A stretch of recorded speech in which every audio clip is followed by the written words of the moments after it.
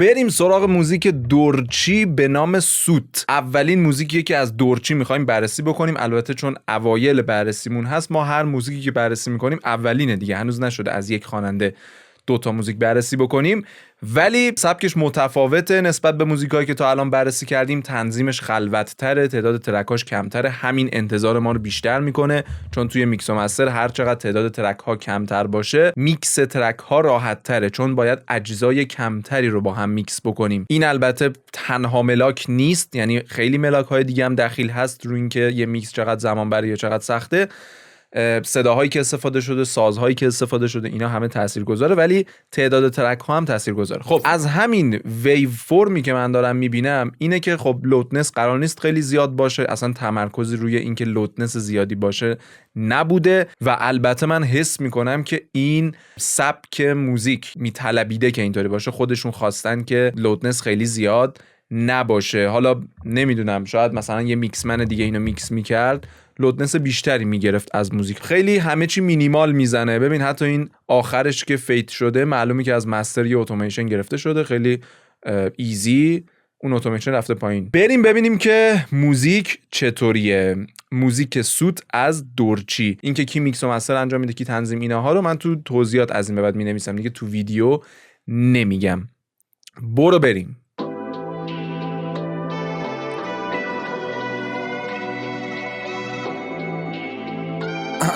اوکی.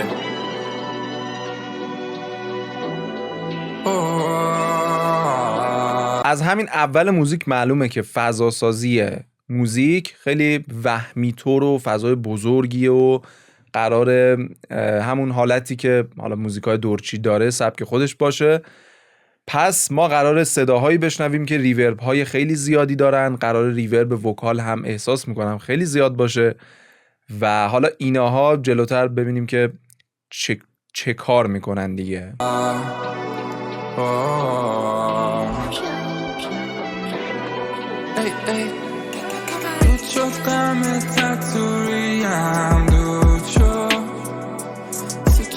یه چیز عجیب در مورد بیسش بگم، بیس این موزیک خیلی ضعیفه، یعنی اصلا فرکانس های لو رو نداره. ببین از این فرکانس 100-130 به پایین اصلا نداره.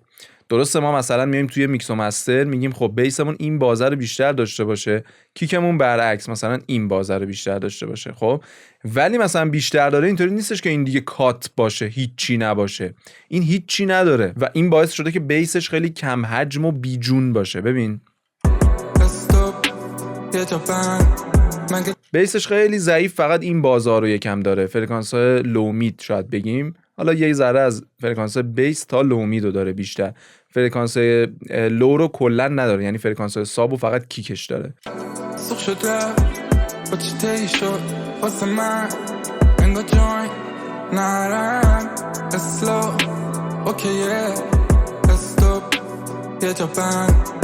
ببین کلا درامزش خیلی خلوته، یعنی کلا یک کیک با یه اسنیر و شاید حالا 2 تا خط هت و های هت و هیچ ریورب و فضاسازی روی درامز انجام نشده که البته حالا انتظارم میرفت اینطوری باشه، معمولا همینطوریه ولی فضاسازی پشتش برعکس، صدای پد داریم، پد خیلی زیاد. ببین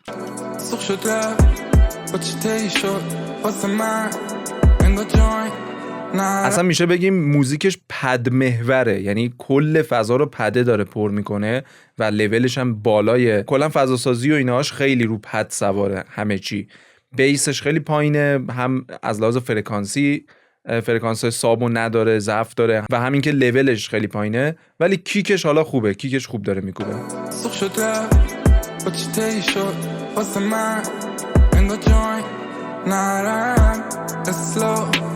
Okay, yeah, let's stop. Naram, اشکالی نره استرالی نرم بذار برو هرچه قدم سخت بذار برو اگه کرده. ببین اسنیرش روش افکت گذاشته شده ها، افکت های حالا فضاسازی نه، مثلا ریورب و دیلی اینا که نداره، خشکه، ولی معلومه که افکت هایی که روی فرکانساش کار شده، حالا میتونه اکولایزر بوده باشه یا حالا پلاگین های دیگه ای که با فرکانس ها بازی کرده و اومده یه کمی مثلا اسنیره رو یه حالتی بهش داده، حالا من نمیتونم دقیقاً الان روی اکولایزر مثلا یه همچین شیپی داده بهش، معلومه مثلا رو اسنیره افکت گذاشته شده، خام نیست، ولی درامزش کلا خشکه از لحاظ ریورب و دیلی و اینها، خشک برعکس بقیه صداهایی که وجود داره. مثلا اون گیتاری که وجود داره رو ببین،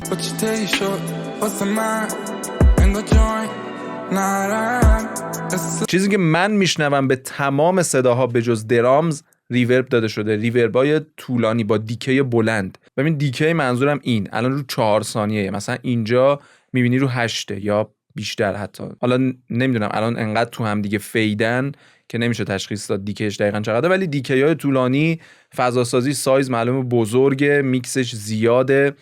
و حالا ما همیشه مثلا میگیم افکت ها زیاد بود، مثلا تو موزیکای پاپی که بررسی میکنیم میگیم خب ریوربش خیلی زیاده، فلانش زیاده، برای چی باید انقدر افکت بدن؟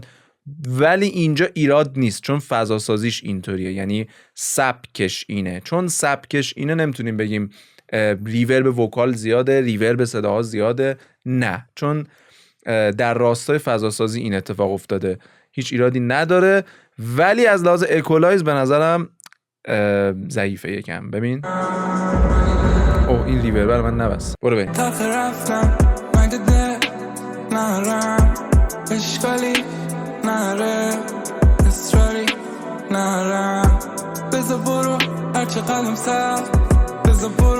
الان مثلا دیلی و ریورب وکال خیلی زیاده، حتی دیلیش قشنگ شنیده میشه، یعنی قشنگ شما تک تک تکرارها رو میشنوی. اینطوری نیستش که دیلی فقط بخواد تأثیر بذاره، نه، کاملا مشخصه دیلی.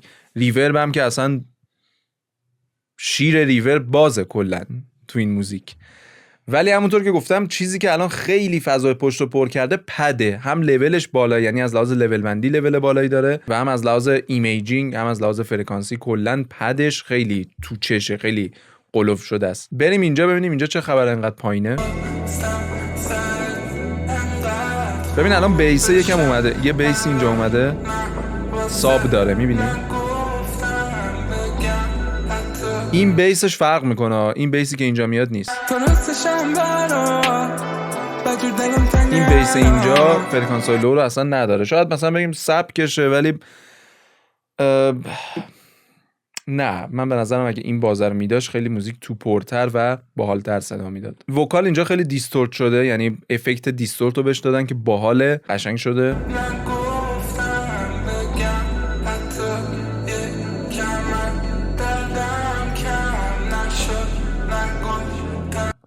کلا اینجا همه چی یکم تغییر میکنه، بیسش که کلا عوض میشه، خود وکال هم که افکتایی که روش میاد خیلی فرق میکنه. حالا کلا اصلا این موزیکا افکت خیلی توش استفاده میشه. الان صدای وکال خیلی پردازش روش انجام شده، یعنی نصف وکال افکت هاییه که روی وکاله. برای همین میکس و مستر تو این موزیکا یکم فرق میکنه، یعنی اون بخش سلیقه توی این موزیکا خیلی زیاد میشه، سلیقه میکسمن که چه افکت هایی میده. البته اینا رو تنظیم کننده هم توش خیلی دخیله. میبینی اصلا نصف میکس افکت هاییه که داده شده، مخصوصا به وکال. ببین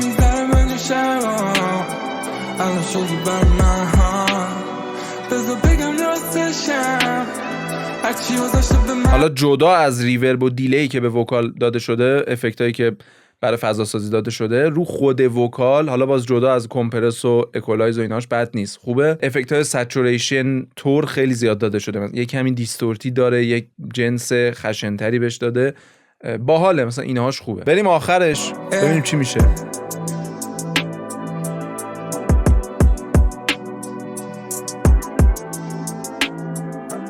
فید میشه میره پایین.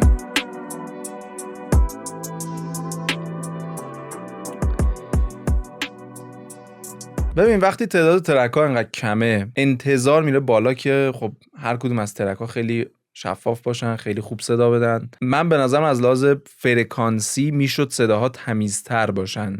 حالا هنوز در مورد مسترینگش صحبت نکردیم. مسترینگش حالا لودنس یه چیزی نیستش که بتونیم بگیم خب مثلا لودنسش کم بود یا زیاد بود. سبک موزیک هم خیلی مهمه.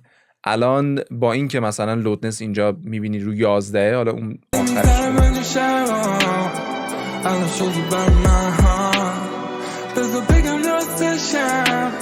مثلا میبینی بین 9 تا 11 داره میچرخه لودنس، ولی وقتی گوش میکنی کم نیست. اون سبکشه که باعث میشه لودنس کم بیاد پایین. هر بار که کیک میکوبه ببین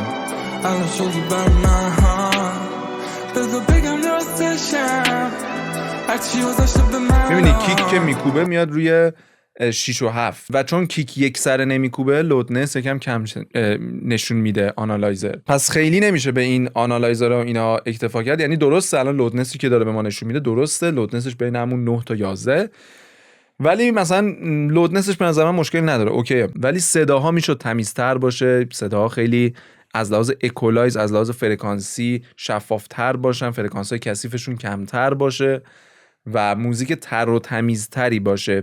کار ندارم که محیطش کلا فضا سازیش وهمیه، قراره خیلی ریوربای زیاد داشته باشیم، فضای بزرگ داشته باشیم، اینها رو کار ندارم، اوکیه، قشنگ میدونم، ولی ربطی به اکولایز و از لحاظ فنی مثلا میکسش و اینها نداره این قضیه. به نظرم از افکت ها خیلی خوب استفاده کرده بودن، یعنی برای فضا سازی و اینها خیلی خوب استفاده شده بود. مقدارشون حالا جدا از دیلی ریورب افکت های دیگه هم ما داریم. بعضیا ما میگیم افکت فکر میکنن فقط دیلی و ریورب، نه، مثلا همون افکت های دیستورشنی که بهش داده شده، سچوریشنی که داده شده و حالا از خود اکولایزر به عنوان افکت خیلی جا استفاده شده، اینها خیلی خوب در راستای فضا سازی کار کرده بود و اینش لایک داره. میکس وکالش خوب بود، تر و تمیز بود، فرکانس کثیفی نداشت، مقدار دیلی و ریوربش با توجه به فضاش اوکی بود، کلا از این لحاظا اوکی بود. میکس درامزش هم خب درامزش کلا خیلی چیز خاصی نداشت، فقط یک کیک و یه اسنی رو شاید یکی دو تا خط هت و های هت بود، ولی خب بازم همون تر و تمیز بود،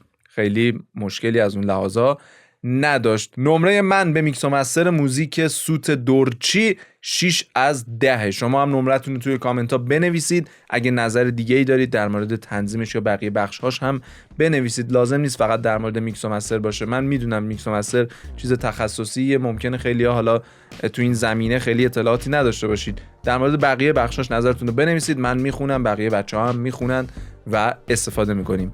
امیدوارم از این ویدیو لذت کافی رو برده باشید. لایک و کامنت و سابسکرایب یادتون نره. تا ویدیو بعدی میبینمتون.